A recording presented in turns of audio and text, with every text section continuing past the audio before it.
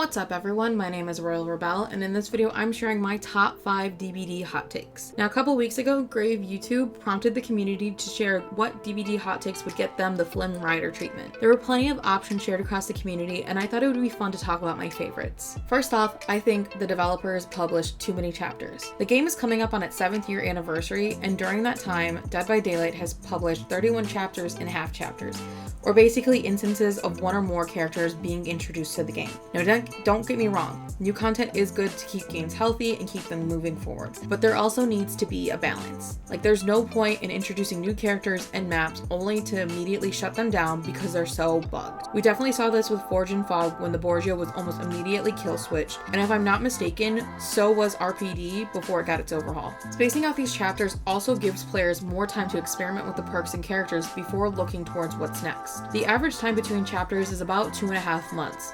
That's really not a long time. I think instead of having 4 to 5 chapters come out every year, a healthier balance would be 2 to 3. This would ease up on the load of the developers so they can better playtest content to make sure it functions properly and spaces them out enough for players to really explore the new perks and characters before looking forward to the next ones. Dead by Daylight should have a casual and competitive game mode. Honestly, I think this should extend to multiple play modes and different play styles, but I think having a competitive queue, even if you don't think Dead by Daylight is a competitive game, would be healthy for the game. A lot of frictions from the player base do stem from the fact that there are players who want to sweat it out. They want to bring the dirtiest builds they can think of, and they want to try their absolute hardest. At the same time, there are more casual players. They're looking to play Dead by Daylight as a form of stress release. And that just means they're playing in a more casual mindset. Like, yes, they're still going to try and win. Maybe it's like the kind of people who like to farm, but they just don't want to sweat it out to win. I think giving these two different players their own spaces to exist could do a lot to ease friction within the player base. Next up,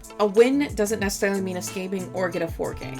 I think a lot of players are obsessed with winning in Dead by Daylight, and I can't say I blame them. No one likes to play a game they feel like they're losing all the time, but I think a lot of players need to redefine what's a win versus what's a loss. Sometimes playing Survivor, that means sacrificing yourself so the greater number of players can make it out. Yes, that means you yourself are dying, but if 2 or 3 other players make it out because of your efforts, then that death wasn't a bad thing. And the same goes for playing Killer. If you're applying pressure in a way that you prolong the match for a decent amount of time, but you're only getting a 2 to 3k because of it, that doesn't make you a bad killer. Prolonging chases and applying pressure are signs of good players. And just because that doesn't result in either yourself escaping or you getting a 4k, that doesn't mean the match was a loss. And especially when we consider how messed up the MMR system is, like, I can't even tell you the number of times I've been in lobbies I shouldn't have.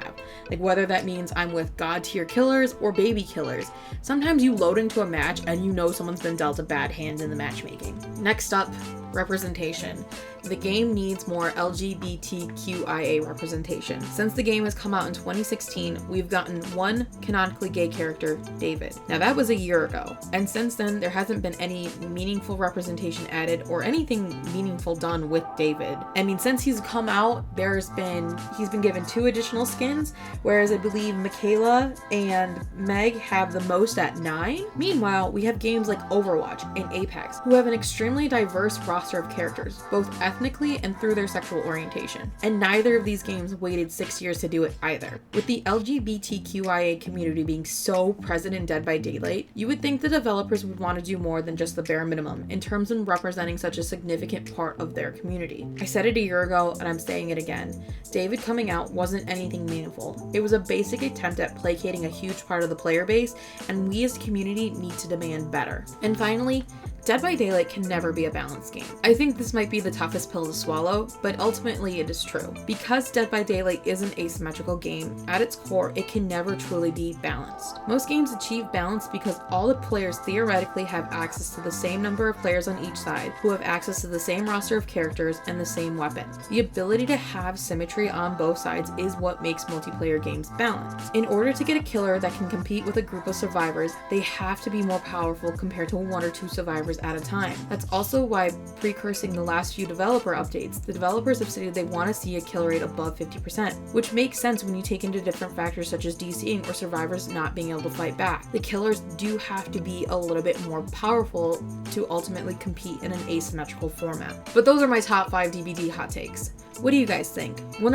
are some of your DbD hot takes? Leave your thoughts in the comments below. And if you enjoyed this video and want to see more of my content, don't forget to like this video and subscribe to my channel so I can bring you more Dead by Daylight content. And if you want to check out my Twitch streams, I currently go live Monday through Thursday starting at 8 p.m. Eastern Standard Time.